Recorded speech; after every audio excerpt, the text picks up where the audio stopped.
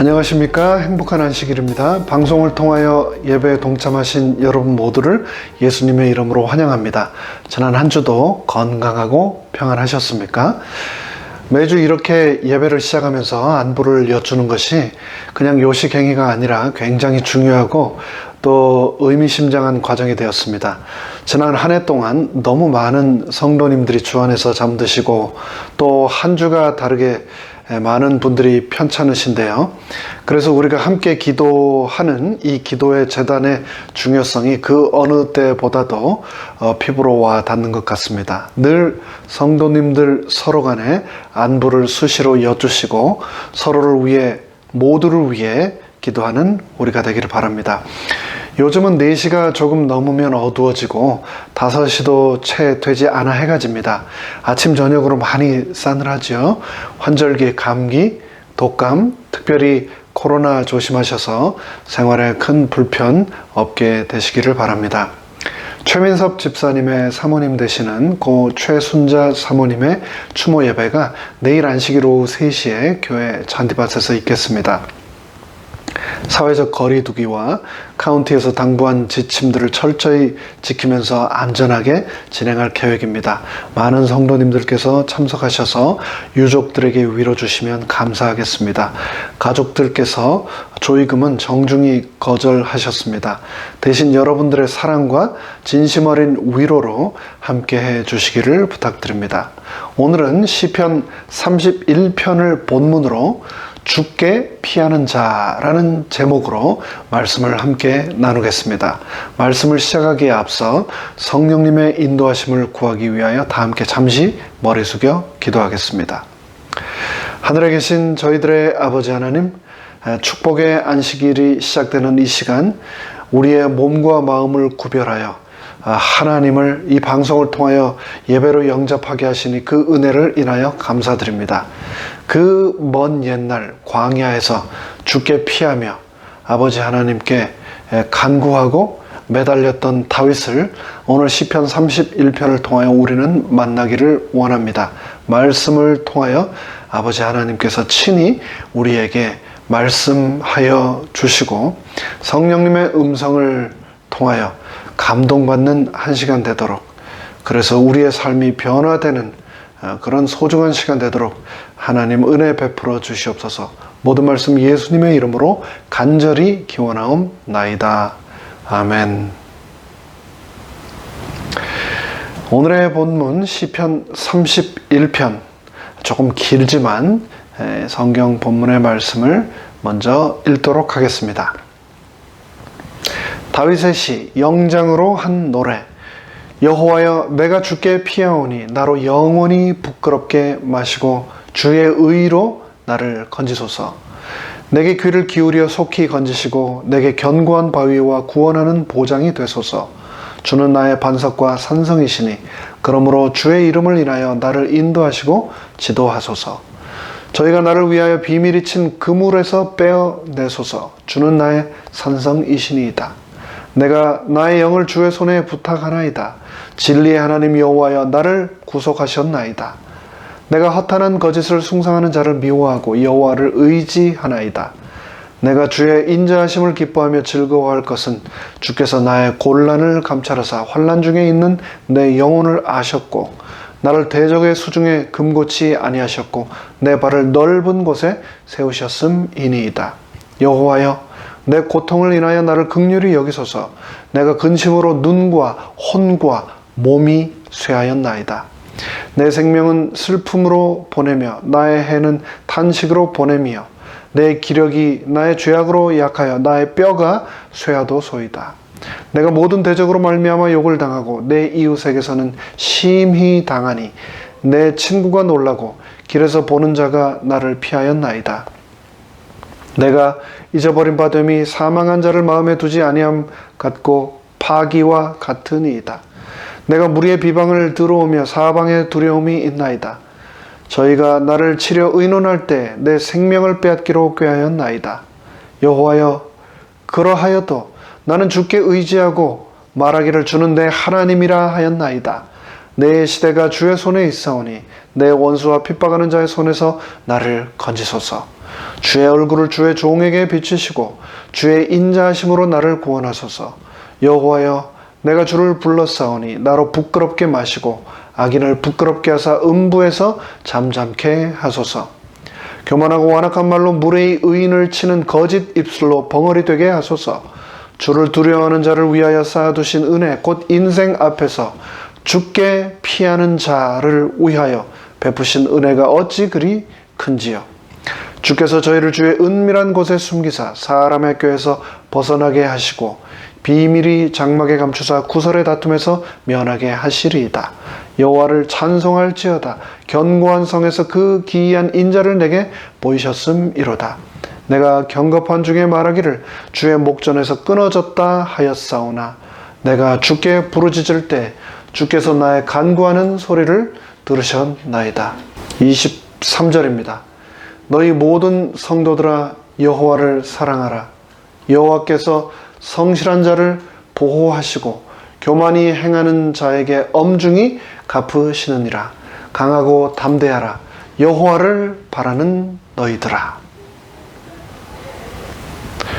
프랑스의 문학가이자 사상가였던 로랭 몰랑은 인생은 고난의 연속이다고 했습니다. 또 부처는 인생을 고난의 바다, 고해라고 했습니다.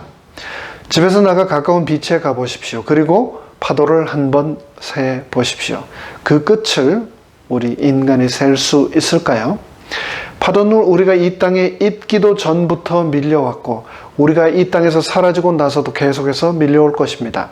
바다에서 밀려오는 파도처럼 인생에 밀려오는 고난도 끝이 없습니다.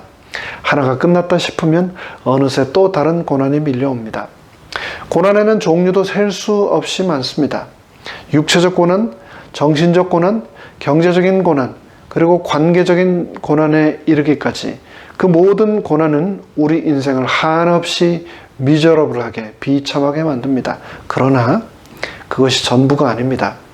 우리 인생에 고난이 주어진 데에는 표면적인 그런 이유 외에 또 다른 특별한 섭리가 있습니다. 그것은 바로 하나님께서는 고난을 통하여 나를 연단시키기 원하신다는 겁니다. 잠언은 다음과 같이 기록합니다. 도가니는 은을, 풀무는 금을 연단하거니와 여호와는 마음을 연단하시느니라. 오늘의 본문 시편 31편은 시인 다윗이 광야에서 누군가에게 쫓기면서 지은 시입니다.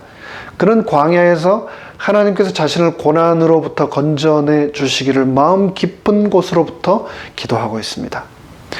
제가 처음 이곳 남가주로 이사 왔을 때는 삭막하고 바위밖에 없는, 돌밖에 없는 주변의 산들이 너무나 어색했습니다. 자고로 산이라 하면 나무가 우거지고 그 푸르른 가운데 생기가 넘쳐나야 하는데 이곳은 전혀 그러지 않았습니다. 도리어 나무 한 그루, 풀 한 폭이 시원하게 자라지 못하는 사막과 건천, 그리고 끝없는 언덕들이 너무나 적막하고 공허하게 느껴졌습니다. 그런데 성경, 특별히 시편을 비롯한 구약의 여러 성경에서 다윗의 생애의 여러 장면들을 읽으면서 왠지 다윗이 많은 세월을 보냈을 광야가 바로 이런 곳이 아니었을까라는 생각을 하게 되면서 다윗이 그곳에서 하나님을 만나고 하나님과 동행한 것처럼 나도 이런 산야에서 하나님을 만날 수 있지 않을까라는 생각을 하게 되었습니다. 그리고 나서 다시 저희 집 뒤에 민둥산을 비롯해 이곳 남가주의 돌산들을 바라보니 나름의 웅장함과 그 속에 고유한 매력들을 느낄 수 있게 되었습니다. 다윗은 생명을 부지하기 위해 오랜 세월 광야, 황무지에 숨어 지내는 은둔 생활을 해야만 했습니다. 그는 평범한 목동이었던 어린 시절부터 노년에 이른 후까지도 수시로 광야를 통해 하나님으로부터 특별한 훈련을 받았습니다. 광야는 말 그대로 다윗을 하나님의 마음에 합한 자로 만들기 위한 학교였던 겁니다. 모세는 자기 중심적이고 자기 의존적인 삶에서 하나님 중심, 하나님만 의존하는 삶으로 재교육되기 위하여 미디안 광야 학교에 40년간 머물렀습니다. 엘리야는 갈멜산 승리 후 여전히 극복하지 못한 아합과 이세벨이라고 하는 그 두 존재에 대한 두려움의 문제에 대하여 재교육을 받기 위해 광야의 오로뎀 나무 아래라고 하는 학교에서 천사를 만났습니다. 침례 요한은 광야에 외치는 소리의 역할을 담당하기 위하여 예수님보다 6개월 먼저 이 땅에 태어났고, 그 준비를 위하여 그의 대부분의 삶을 유대의 광야에서 보냈습니다. 그리고 기독교인들을 박해하고 잡아 죽이던 사울을 자신을 위하여 사용하시기 위하여 예수님께서는 그를 다메섹에서 아라비아 광야 학교로 이끌어 가셨습니다.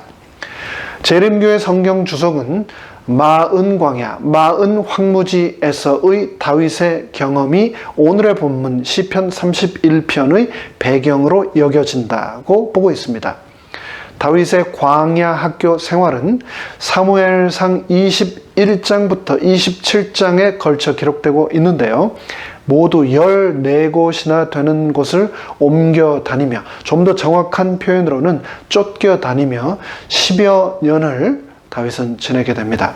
그렇다면 다윗은 그곳 광야에서 무엇을 배웠을까요? 첫째, 다윗은 광야에서 고독함과 침묵을 배웠습니다. 광야는 사람의 소리가 없는 곳입니다. 온갖 문명의 소리가 차단된 곳입니다. 오직 짐승의 울음소리와 밤하늘 수많은 별들만이 친구가 되는 곳입니다. 다윗은 그곳에서 하나님의 말씀을 묵상하며 또 노래하며 자신과 대화하는 훈련을 했습니다. 그래서 고독은 결코 나쁜 것만은 아닙니다. 사실 고독은 누구에게나 꼭 필요한 것입니다. 고독은 사람의 내면을 강하게 만들어줍니다. 고독과 침묵은 우리로 하여금 영혼의 소리에 귀를 기울이게 하고 하나님의 음성에 민감하게 만들어줍니다. 그래서 인도의 수녀였던 마더 테레사는 다음과 같이 말했습니다. 우리는 하나님을 찾아야 한다. 그런데 시끄럽고 불안정한 곳에서는 그분을 찾을 수 없다. 하나님은 침묵의 친구이시다. 사람들의 영혼을 만지기 위해서는 침묵이 필요하다. 중요한 것은 우리가 말하는 내용이 아니라 하나님이 우리에게 그리고 우리를 통해 말씀하는 것이다. 시편 19편은 또 다음과 같이 말씀합니다. 언어가 없고 들리는 소리도 없으나 그 소리가 온 땅에 통하고 그 말씀이 세계 끝까지 이르도다. 하나님께서는 다윗을 광야로 인도하셔서 고독과 침묵을 배우게 하셨고, 그러함으로 하나님의 음성을 듣고 그분과 대화하는 방법을 가르치셨습니다. 둘째, 다윗은 광야에서 하나님을 전적으로 신뢰하는 것을 배웠습니다. 다윗은 잘 훈련된 수많은 사울의 군사들을 피해 다니면서 자신의 힘이 아닌 하나님을 의지하는 법을 배웠습니다. 그는 광야의 동굴과 수풀에서 수많은 밤낮을 지내면서 하나님께 간절히 기도했습니다. 두려움을 없애주시고 원수들을 멸해주시고 생명을 보호하여 주시라고 그는 쉬지 않고 기도했습니다. 혹은 병거, 혹은 말을 의지하나 우리는 여호와 우리 하나님의 이름을 자랑하리로다. 여호와 내 하나님이여, 주께 피하오니 나를 쫓는 모든 자에게서 나를 구하여 건지소서. 여호와여, 나의 대적이 어찌 그리 많은지요. 일어나 나를 치는 자가 많소이다. 천만인이 나를 둘러치려 하여도 나는 두려워 아니하리이다. 셋째, 다윗은 광야에서 성숙한 인격을 연마하게 되었습니다.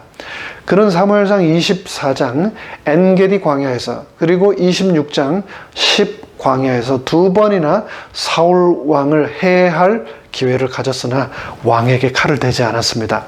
그는 여호와의 기름 부음 받은 자를 치는 것을 여호와께서 금하신다는 것을 기억하며 원수 갚는 것이 하나님께 있음을 인정하고 자신의 혈기가 아닌 하나님의 뜻을 따랐습니다. 또 다윗은 사무엘상 25장에서 자신과 함께 했던 전사들을 모욕했던 나발에게 피해 복수를 하지 않고 여인 아비가일의 지혜로운 말을 청종함으로 어리석은 실수를 저지르지 않았습니다. 그리고 넷째, 다윗은 광야에서 지도력을 또 배양하게 되었습니다. 그러므로 다윗이 그곳을 떠나 아둘람 굴로 도망하매 그 형제와 아비의 온 집이 듣고는 그리로 내려가서 그에게 이를 얻고 환난 당한 모든 자와 빚진 자와 마음이 원통한 자가 다 그에게로 모였고 그는 그 장관이 되었는데 그와 함께한 자가 400명가량이었더라. 다윗은 광야에서 사회의 비주류, 소외된 자들, 고통받는 자들을 있는 그대로 받아주고 그들을 이끌어가는 지도자로 거듭났습니다. 그는 광야에서 아둘람 공동체를 이끌어 나가며 소통의 기술, 공동체를 이끌고 나가는 지도력, 분쟁과 갈등을 해결하는 중재자로 교육되었습니다. 시편 31편의 배경이 되는 구약의 본문은 사무엘상 23장입니다. 다윗은 쫓기는 처지에도 불구하고 블레셋 사람들이 그일라를 쳐서 타작 마당을 탈취한다는 소식을 듣습니다. 다윗은 사울에게 쫓김을 당하고 있는 처지였지만 엄연히 하나님으로부터 기름 부음을 받은 이스라엘의 왕이었습니다. 하지만 그가 정의감에 사로잡혀 블레셋과의 분쟁에 말려든다면 자신의 위치가 사울 왕에게 노출될 것이며 그로 인해 굉장히 위험해질 것이라는 것을 다윗은 잘 알고 있었습니다. 다윗은 그래서 부하들이 반대함에도 불구하고 하나님께 어찌해야 할지를 물었고 하나님께서는 블레셋을 다윗에게 붙여주시겠다고 약속하셨습니다. 그러자 그는 부하들과 함께 블레셋 군을 치고 그일라 사람들을 구출하였습니다.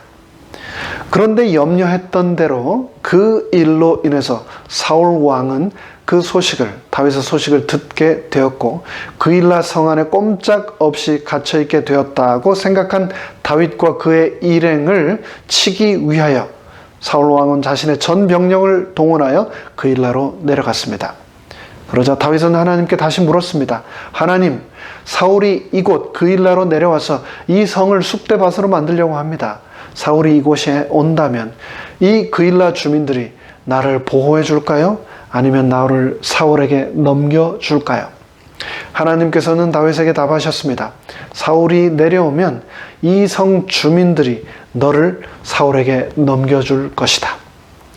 자신의 위치 노출의 위험과 목숨을 걸고 지켜주었던 그일라 백성들, 그런데 그들은 다윗을 지켜주기는커녕 사울에게 자신을 넘겨줄 것이라는 하나님의 음성을 들었을 때 다윗의 마음은 어떠했을까요? 말도 못할 큰 배신감에 너무나 마음이 아프고 참담했을 것입니다. 나를 잡아 사울에게 넘겨줄 너희들을 위하여 내가 목숨을 걸고 블레셋으로부터 너희를 지켜주었던가? 다윗은 그 배신감에 마음 아파할 겨를도 없이 즉시 그일라를 떠나 자신의 600명의 부하들과 함께 다시 이곳저곳으로 방황하는 방랑자, 도망자가 되어 계속 사울을 피해야만 했습니다. 그러다가 다윗은 10이라고 하는 광야 산간지대에 숨게 되었습니다. 그런데 10 사람들이 기브아에 있는 사울에게 다시 밀고를 합니다. 우리가 다윗이 어디에 숨어 있는지 압니다. 그러니 지금 당장 내려오시면 우리가 다윗을 잡아 왕 당신에게 넘겨드리겠습니다. 다윗은 믿었던 그일라 주민에게 이어서 이번에는 10 광야의 주민들에게 또다시 배신을 당합니다. 게다가 10 광야의 주민들은 같은 유다 지파, 다윗과 같은 지파 사람들이었습니다. 같은 지파로부터 배신을 당한 다윗의 그 씁쓸함은 원수로부터 당하는 배신보다도 훨씬 끔찍하고 절망적이었습니다. 그러나 하나님께서는 사울이 다윗을 찾도록 내버려 두지 않으셨습니다. 사울이 10 광야를 지나 더 나아가 마온 황무지까지 더 깊이 다윗을 추격해 쫓아갔지만 사울의 군대는 이쪽으로 갈 때 다윗의 군대는 산 저쪽으로 가도록 하나님께서는 인도하셨습니다. 그리고 포위망이 좁혀지자 하나님께서는 블레셋 사람들이 이스라엘을 다시 침략하게 만드셔서 사울로 하여금 다윗 추격을 포기하고 블레셋과의 전쟁터로 떠나야만 하도록 만드셨습니다. 그래서 그때 이후로 그곳을 셀라하 마느곳, 즉 분리의 산이라고 부르게 되었습니다. 억울하게 쫓기는 삶을 사는 것도 고달픈데 다윗은 계속해서 배신에 배신을 당합니다. 그 마음이 얼마나 처참했을까요? 그런 자신의 마음을 담아 쓴 노래, 그것이 바로 시편 31편, 오늘의 본문 다윗의 절규의 기도였습니다. 여호와여, 내가 주께 피하오니 나로 영원히 부끄럽게 마시고 주의 의로 나를 건지소서. 다윗은 거듭된 배신을 통하여 이 세상에서는 그 누구도 믿을 수 없고 그 누구도 믿어서는 안 된다는 것을 다시 한번 깨닫게 되었습니다. 우리는 여기서 한 가지 소중한 영적인 교훈을 얻게 됩니다. 우리는 세상을 살아가면서 다윗처럼 우리와 함께한 사람들에게 호의를 베풀 수 있습니다. 그리고 그들과 개인적인 깊은 유대 관계도 쌓아갈 수 있습니다. 하지만 그럴지라도 그들에게 기대하고 그들을 의지해서는 안 됩니다. 이 세상에서 우리가 의지할 수 있는 유일한 분은 예수님밖에 없다는 것을 기억하십시오. 사람을 기대하면 반드시 실망하는 순간이 온다는 것을 기억하십시오. 우리는 모두 단 한 명의 예외도 없이 불완전하고 연약한 죄인입니다. 그렇기에 서로에 대하여 절대 기대하지 마시고 대신 서로를 위하여 기억해서 꼭 간절하게 기도하시기 바랍니다. 그것을 깨달은 다윗은 자신은 여호와께로만 피하겠다고 기도합니다. 그러면서 자기를 건져 달라고 절규합니다. 내게 귀를 기울여 속히 건지시고 내게 견고한 바위와 구원하는 보장이 되소서. 주는 나의 반석과 산성이시니 그러므로 주의 이름을 인하여 나를 인도하시고 지도하소서.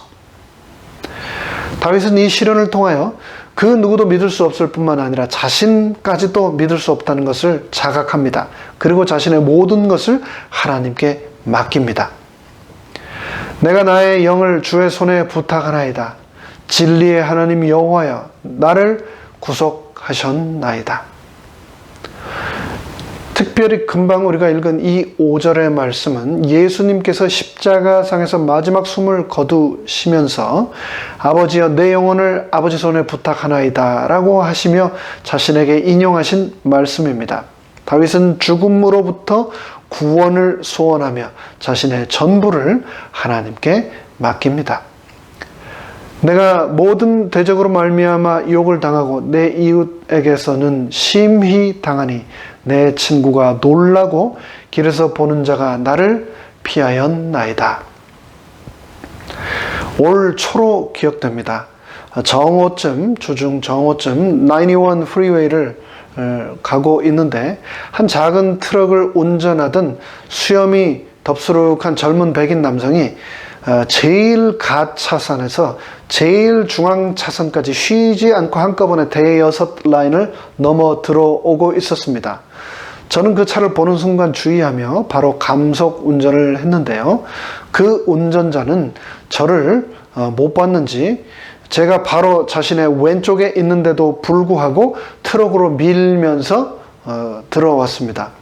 너무나 순간적으로 일어난 일이라 충돌을 막기 위해서 주의하라는 의미에서 클락션을 짧게 눌렀는데 깜짝 놀라면서 잠시 제가 있는 차선으로의 진입을 멈추더니 그때부터 유리창을 열고 온갖 욕설을 퍼부으면서 저보고 차를 길가로 세우라는 것이었습니다.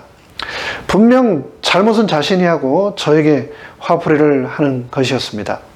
그런데 그 사람은 도대체 뭐 때문에 그렇게 화가 났을까요? 제가 클락션을 눌러서 기분이 나쁘다? 아니면 아마도 어쩌면 자신이 모욕을 당했다고 느꼈는지도 모르겠습니다. 우리가 살고 있는 이곳 미국에는 분노 조절 장애가 있는 사람들이 너무나 많습니다. 2015년 미국 두크 대학의 정신의학자 제프리 스완슨 교수가 학술 저널 행동과학과 법에 발표한 연구조사 논문에 의하면 미국인 성인 인구의 약 10%, 10명 중 1명이 분노, 충동 조절 장애를 가지고 있다고 합니다. 게다가 그중 많은 사람들이 총기를 휴대하고 다닙니다. 그래서 말 그대로 길에 다니는 사람 10명 중에 1명은 걸어 다니는 폭탄과 같은 사람들입니다. 흔히 rage를 붙여서 말하는 미국인들의 분노에는 종류도 많습니다. 조금 전에 말씀드린 것처럼 도로에서 자신을 추월하는 운전자를 만나면 갑자기 화를 낸다든가 끼어들기 하는 차를 쫓아가서 복수하는 도로 위의 분노, road rage부터 뜯기 힘든 포장지를 열 때 느끼는 rap rage, 그리고 비행기 안에서 좁은 좌석 때문에 승객들 사이에서 발생하는 하늘 위의 분노, air rage까지 분노는 그 종류도 많고 다양합니다. 다윗은 자신이 목숨을 걸고 지켜줬던 그일라 백성들로부터 배신을 당했을 때 분노를 느꼈을까요?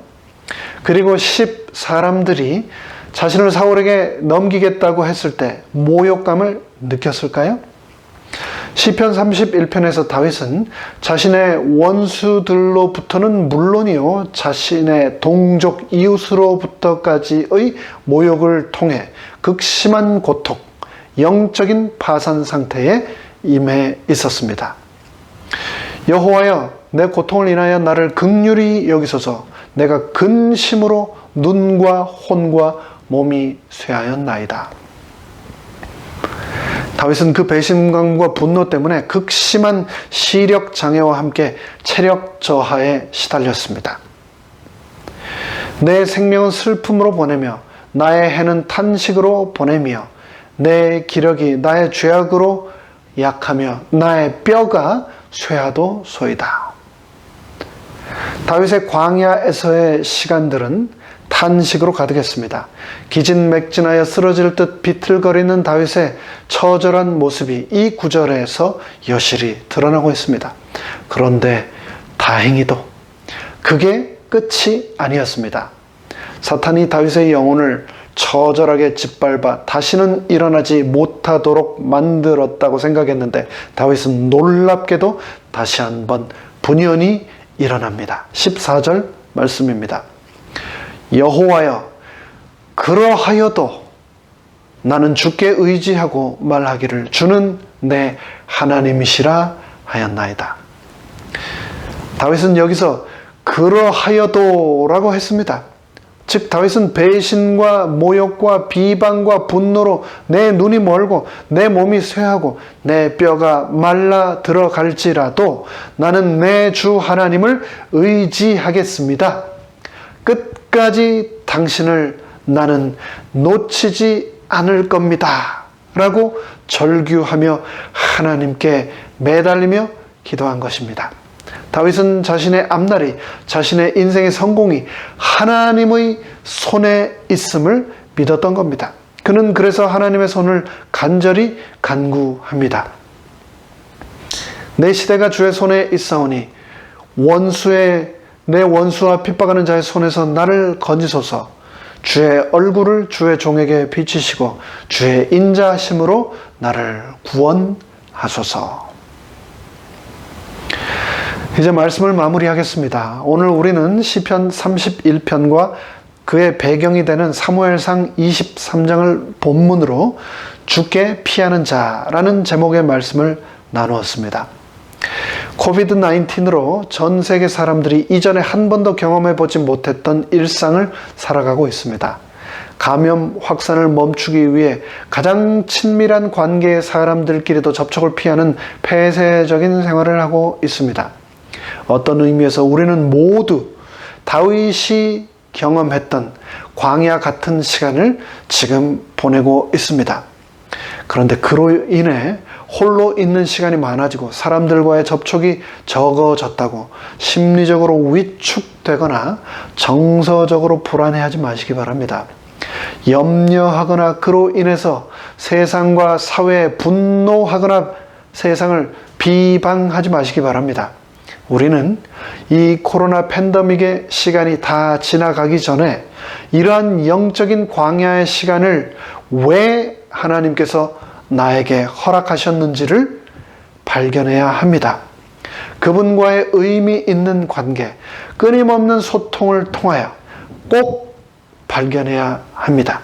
그러기 위해서 꼭 주께 피하시는 우리 모두 되기를 간절히 바랍니다.